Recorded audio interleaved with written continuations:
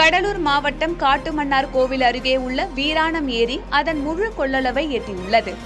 ஏரிக்கு வினாடிக்கு 1215 கன அடி நீர் வடவாறு வழியாக வந்து கொண்டிருக்கும் நிலையில் 47.5 அடியை எட்டியுள்ளது.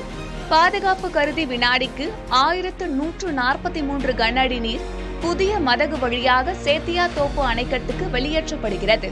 மேலும் சென்னை குடிநீர் தேவைக்காக 72 கன அடி நீர் திறந்துவிடப்பட்டுள்ளது. முழு கொள்ளளவை எட்டிய வீராணம் ஏரி கடல் போல் காட்சியளிப்பதை புதிய தலைமுறை பிரத்யேகமாக கழுகு பார்வையில் பதிவு செய்துள்ளது.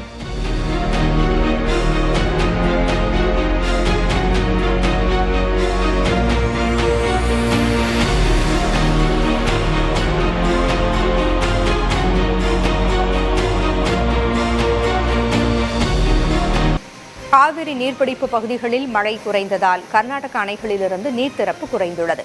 இதனால் தமிழக எல்லையான பிலிகுண்டுலுவுக்கு நீர்வரத்து வினாடிக்கு 28,000 கன அடியிலிருந்து 24,000 கன அடியாக சரிந்துள்ளது. இருப்பினும் பாதுகாப்பு கருதி ஒகேனக்கல் அருவியில் குளிப்பதற்கு தடை நீட்டிக்கப்பட்டுள்ளது.